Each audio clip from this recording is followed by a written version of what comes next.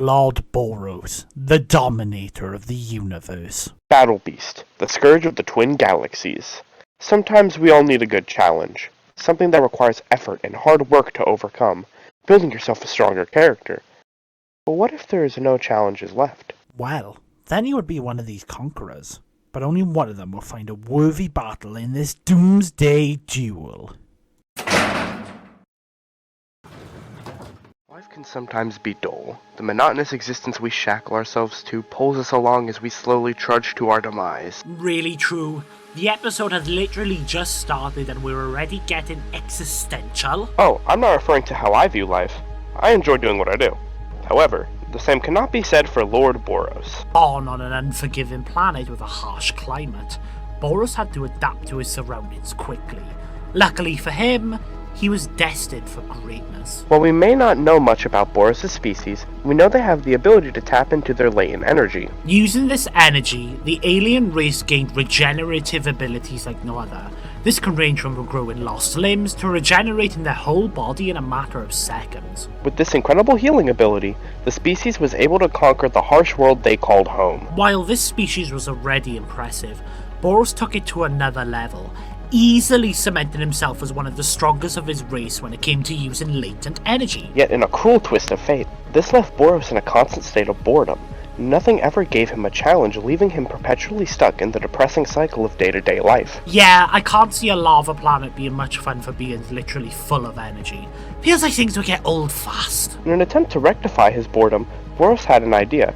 He would no longer just be Boros, but Lord Boros, dominator of the universe. And with a raw as hell title like that, he was easily able to create a group to follow him in his awesome spaceship. These were the Dark Matter Thieves, a group of pirates who ravaged the universe in search of riches and a proper fight. In this quest, Boros would travel from planet to planet. He would seize them for himself and take out their strongest combatants, but he never found purpose. He got so frustrated he couldn't find a worthy opponent that he began to wear special armor that dampened his power. However, another lucky gift was given to Boros as he met a seer on one of the planets he travelled to. This mysterious seer told Boros that on a faraway planet he would find the challenge he was looking for. Sure, his subordinates didn't agree, but Boros had no other options. If Boros wanted a splendid battle, he would have to journey for it. And journey he did, because he traveled the cosmos for a whopping 20 years, all in search of someone who could fulfill his sketchy prophecy. Things were looking hopeless until the Dark Matter Thieves decided to lay siege to a little planet called Earth. In this timeline, Earth would be nothing special, and we would just have Birmingham to fight against the aliens. But in the world of One Punch Man, it had plenty of powerful foes for Boros to do battle with. The Dark Matter Thieves laid waste to City 1A, causing the heroes to team up in an attempt to stop them. As Boros watched the onslaught, something occurred to him. No, someone had caught his attention. Someone who came knocking at that door of his. I mean, literally, he broke his way through. A superhero had easily taken care of his subordinates. You know him, you love him, it's the One Punch Man, Saulgoodmas! If he would go on appearance alone, you might think Boros would easily stomp this Mr. Clean knockoff. However, if you know anything about Saitama, Boros is about to have the fight of his life. While most would be easily outclassed by just a casual Saitama, Boros would actually stand a decent chance against the hero for fun. Remember Boros' latent energy?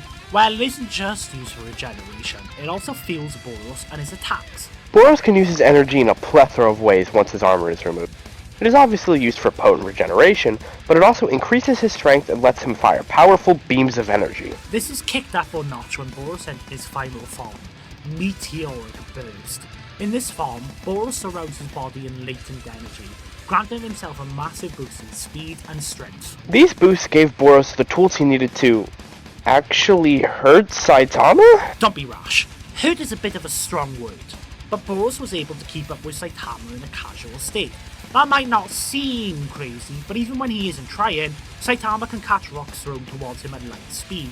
Doing the math, that means even casual Saitama can move at 1 to 4 times light speed. And despite not trying, Saitama can easily wash high-level heroes and monsters, who are capable of lifting up sections of Earth's crust and parts of its core. Casual Saitama should even be above Espers like Tatsumaki, who have been stated to move planets outside of the solar system with their telekinetic power. A feat that's not too far off from Boros' own feats. You see, while Boros was actually putting Saitama on the back foot with his attacks, he was also running out of energy. So, in a last-ditch effort to win against his cleanly shaven rival, Boros loaded up one of the best attacks in fiction, the collapsing, star-roaring cannon! By releasing all of his leftover latent energy, Boros can fire a large concentrated beam capable of destroying a planet. Yet, despite all that, he lost. While Boros had gone all out, Saitama had only used his serious punch. It's silly to say the serious punch isn't Saitama going all out, but welcome to One Punch Man. Seeing that his foe had not put in the same effort as he did, Boros was devastated. What was the fight of Boros' life was just an average Tuesday for a superhero like Saitama. He had felt the prophecy he worked towards had been nothing but a lie. But there wasn't much Boros could do now. He was reduced to nothing but a pile of flesh on the ground. No more energy to fall back on and no way to heal from the damage.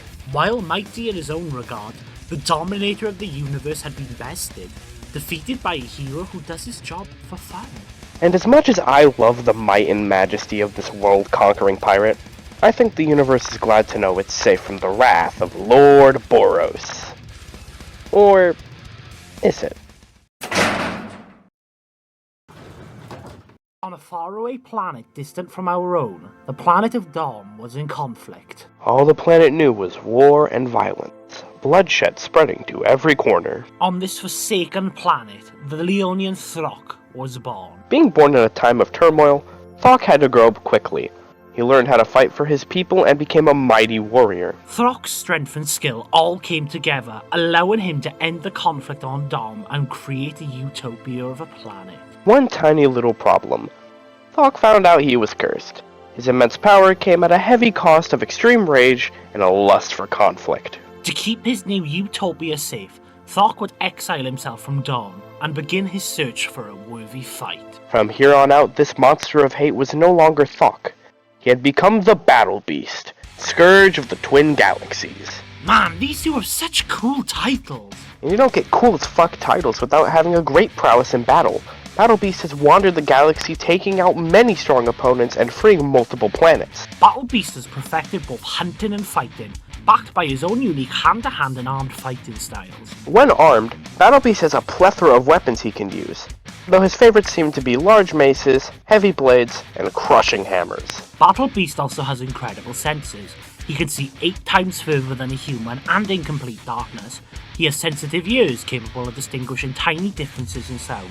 He can even use enhanced sense of smell and his whiskers as tools to track you down with precision. All of these important skills and abilities were great for ending the conflict on Dorne, but when he began searching the galaxy for a worthy opponent, Battle Beast found it quite difficult. Which is nuts when you think about the kind of guys Battle Beast fought in his search.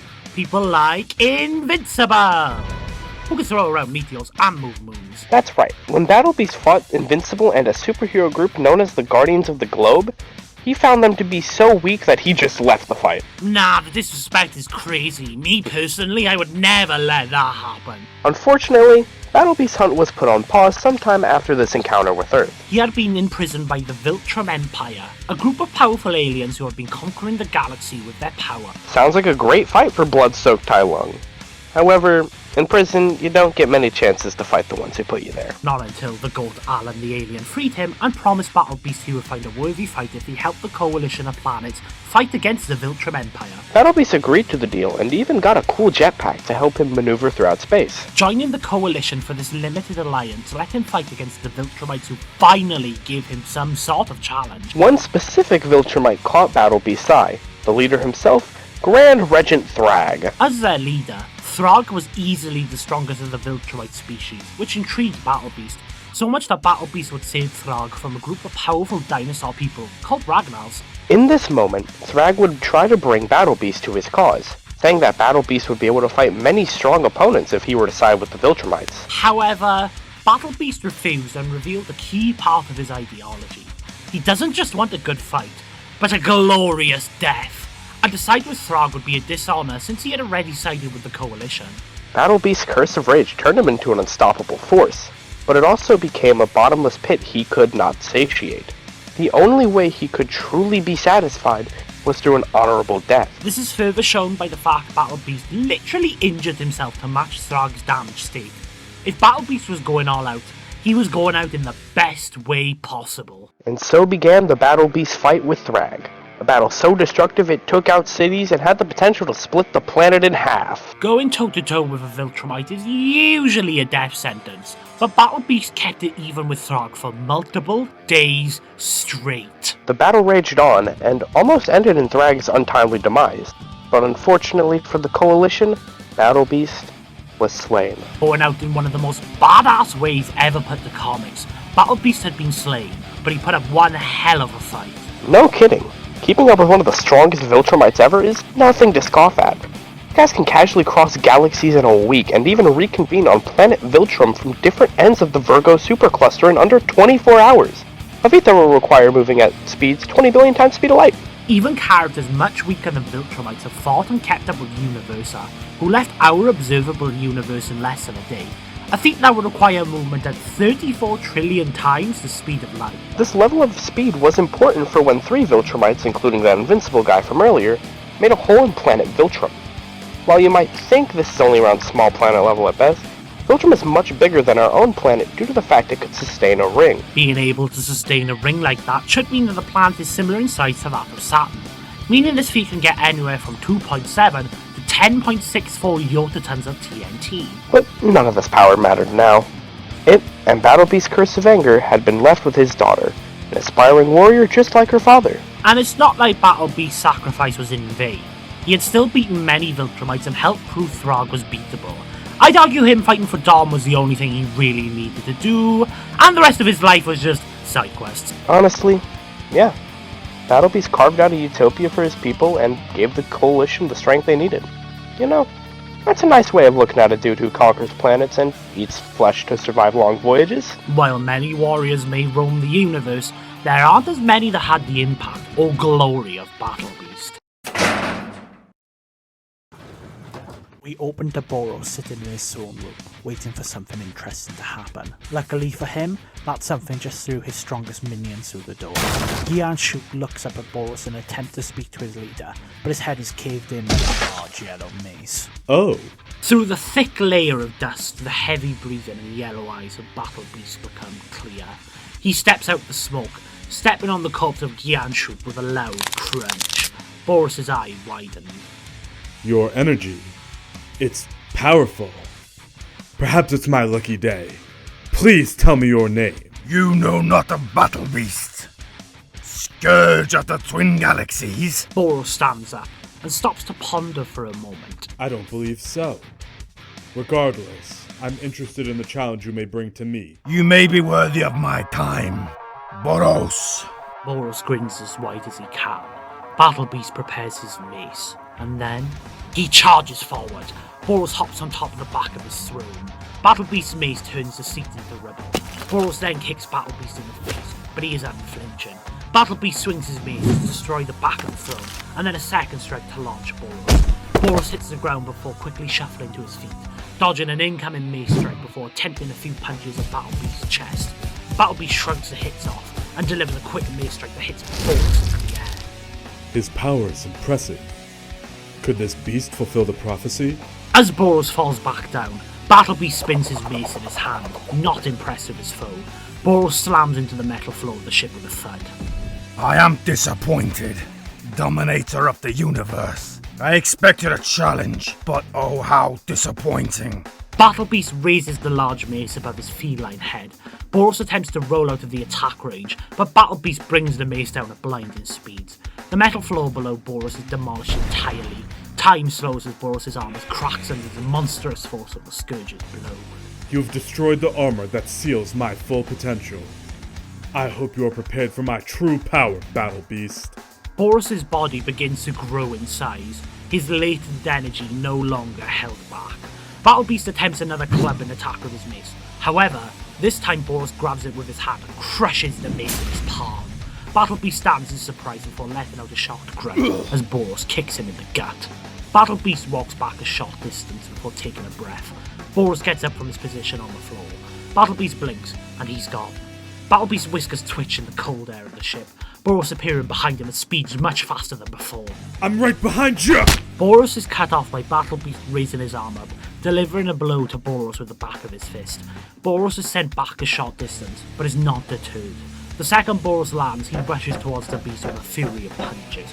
Battle Beast blocks most of the foe's onslaught, but a few punches slip through, staggering Battle Beast. Battle Beast pulls out a long sword from his back and readies it against Boros. Boros looks at Battle Beast, assessing his opponent once more before charging into combat. Boros jumps high into the air, attempting a powerful kick. Unfortunately for the Dark Matter Thief, Battle Beast grabs his leg and tosses Boros aside. Boros goes for a powerful punch, but Battle Beast uses the sword to cut Boros' arm as he continues to charge forward. Battle Beast smirks and looks behind himself to admire his work, only to see that his clean cut had been healed. What? There. Good as new. See, my species is known for its regeneration, so you're going to need more than a cut to keep me down. In all my time hunting down opponents for sport, I have never fought someone like you. You are deserving of my effort.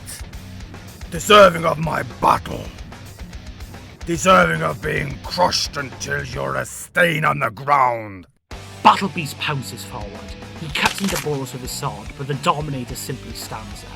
Boros grabs Battle Beast by the jaw and throws him through the door he entered from. Battle Beast landed on his feet and uses his sword to block Boros' follow-up attack. Boros attempts to sweep out Battle Beast's leg, but Battle Beast uses his foot to crush Boros' leg instead. Boros begins regenerating his leg, but Battle Beast cuts through Boros' shoulder, forcing him to focus his healing there. Battle Beast, pressing his advantage, opens his mouth and digs his fangs into Boros' head. Boros, realising he's on the back foot, uses his energy and charges up a blast that he fires from his chest, sending Battle Beast flying through the hulls of the ship. You survived? No matter. I'm not done with you anyway. Yes. Yes. Your strength is marvelous. Perhaps you can bring me what I desire. And what is it you desire? Death. A glorious death to satiate my wrath. Boros smiles in response. Then let us have a glorious battle. Stimulate my existence and let us tear this planet apart!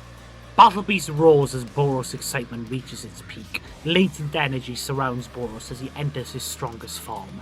Meteoric Burst. Before Battle Beast can react, Boros comes flying forward with a punch, covering the distance at light speed. Boros connects with a punch, hitting Battle Beast to the other end of the ship. Battle Beast attempts to brace himself for the next attack, but he's sent upwards by a knee to his abdomen. This attack is so strong it sends Battle Beast out of the ship and into the sky. As Battle Beast continues to fly up, Boros reaches in and unleashes a fury of blows, attacking Battle Beast from all sides until he is uppercutted even higher. Battle Beast rises to his feet and looks around. He glances across the destroyed city he had fallen into. He then looks up as Boros walks across the top of his ship. Impressive! Now try this! Fire! Suddenly, the ship is no longer docile. Its cannons burst to life, launching a large bullet towards Battle Beast. He laughs, spinning his hammer in his hand before using it to whack the incoming bullet back at Boros.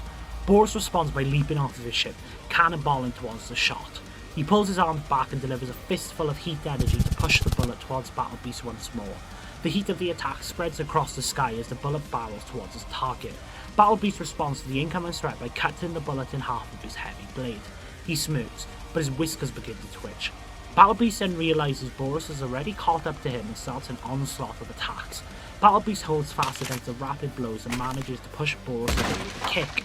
Boros quickly recovers as more bullets rain across the city. The city begins to tumble, explosions ringing across the empty streets.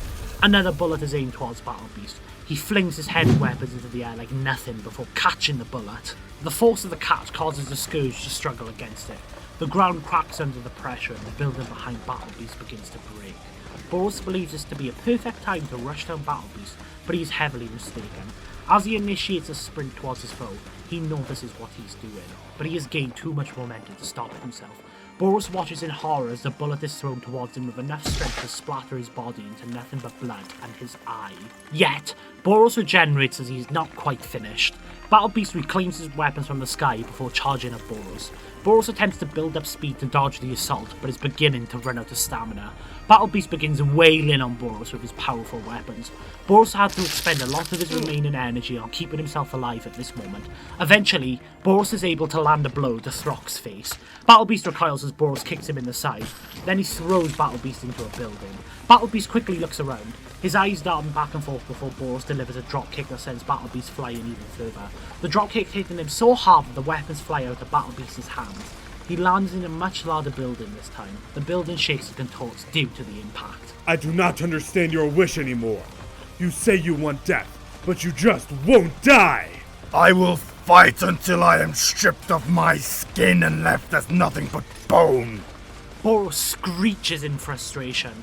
Even while he's getting the fight he asked for, he doesn't enjoy losing. Boros' vision is left as a red blur, pushing forward. Battle Beast does the same. The two collide. Boros strikes Battle Beast across the face, but he retaliates by ripping off both of Boros' arms. Normally, Boros would have regenerated, but his energy is running extremely low. Battle Beast sticks his claws into Boros' chest and digs him in deep. Battle Beast then begins to spin in place. He spins and twirls until he has built up enough speed, and then Boros is thrown towards his ship. He ascends higher and higher into the sky before part of his body makes contact with the ship. It begins to turn over, twisting onto a sideways angle moments away from falling out of the sky. What's left of the great dominator of the universe is sent flying into space. Everything goes quiet. Boros looks around at the empty space around him. He realizes he cannot physically match Battle Beast. He begins to speak to the emptiness around him. My energy is running low. I don't have much time left. If this beast wants his glorious death, then he will have it! My final trump card! Battle Beast stares into the dark sky above. Amongst the dancing stars, a faint light can be spotted. The light begins to glow brighter as time passes, raising a certain excitement in Battle Beast he has not felt for a long time. Ah, glorious! I sense victory is close.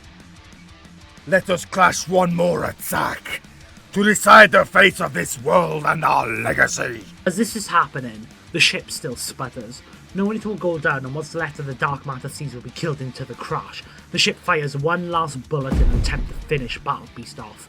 Battle Beast, however, sees this as a boost. He leaps into the air, landing onto a high-speed bullet. He then tilts his head up to see the light has reached its maximum intensity. Throk licks his lips before leaping off of the bullet and into the night sky. Collapsing star! Roaring cannon! The collapsing star roaring cannons fired. Its power can be felt across the cosmos as it barrels towards Battle Beast. He pulls his fist back before colliding with the cannon, straining against the incredible might of Boros, continuing to push his way through the attack. The struggle continues as Boros keeps expending energy. Battle Beast rolls against the cannons and struggles against its power. Battle Beast is moments away from hitting Boros and then Battle Beast lays lifeless on the ground of the planet he and Boros fought on. The arm he clashed with the cannon is now gone. He lies unconscious for a moment before Roar! Battle Beast pants a little, catching his breath. He looks to the side to see Boros, a husk of his former self. No energy to be seen. Damn you, Scourge of the Twin Galaxies. I have lost. The prophecy fulfilled. Thank you for such a splendid battle. You were a truly formidable opponent, but alas, not worthy. Battle Beast crushes Boros' head in, looking down at his opponent. Disappointed, he still lives. He touches a few points on his glove and a yellow portal appears behind him.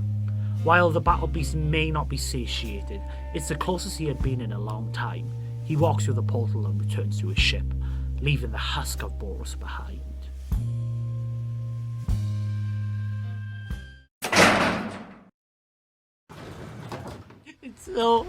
It's so wholesome.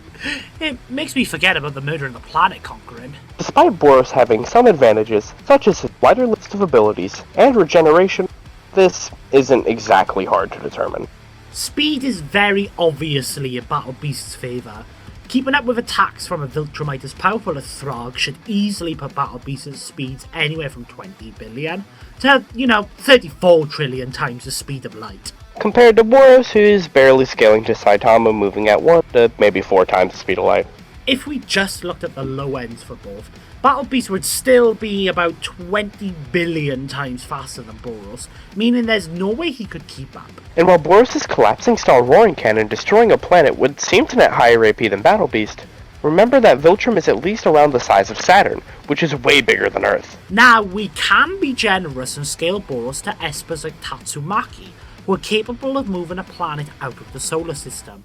Moving a planet like Earth out of the solar system would require power equal to 640 zetatons of TNT. An impressive feat, but Battle Beast would still get higher in strength by scaling to high-tier Viltrumites ramming through, well, Viltrum, which gets 10,000 zetatons of TNT. And there is no way Boros can outlast using his regeneration. Looking at his fight with Saitama, his energy was running low pretty quickly into the fight, which only lasted 5 minutes total. Once he runs out of energy, he becomes completely incapable of fighting or regenerating. Meanwhile, Battle Beast has fought for multiple days on end, so he would almost never be tired. This is also assuming Battle Beast's superior strength and speed wouldn't just overwhelm Boros' regeneration in the first place. But what if Boros just blew up the planet? Battle Beast can't naturally breathe and move while in space. Wouldn't he just be a sitting duck? Well, Battle Beast's jetpack made him capable of breathing in space, along with flying throughout it, so he could just counter it by using that. But that's not very in character. Wouldn't he let himself get hit because it has a chance to have a glorious death? What's more glorious than a cool as hell star laser? While I'm sure Battle Beast would consider the collapsing star roaring cannon a cool move, I don't think he would just let himself get hit by it. Sure, Battle Beast wants to die, but it's specifically by someone who surpasses him. With Battle Beast's stat advantages, he has no reason to believe Boros surpasses him. It also just doesn't line up with his glorious death portrayal in the Thrag fight, which was an extended fight that traveled across the planet at high speeds, not a one-shot blow that left him to die in the vacuum of space. But hasn't Battle Beast hurt himself to match way weaker foes to make fights more even, such as Throg? Are you just the straw man for today? Maybe, you don't know, maybe I just want to be a straw man. Okay. Well, to answer your question, no. He did this because he already knew Thrag was a powerful opponent worthy of his time, and didn't want to win an unfair fight. When fighting the Guardians of the Globe, he didn't weaken himself because the Guardians already were going into the fight on an even playing field. I guess Boros just didn't have any real way to put Battle Beast down. He just collapsed under the pressure. The winner is Doc, the Battle Beast.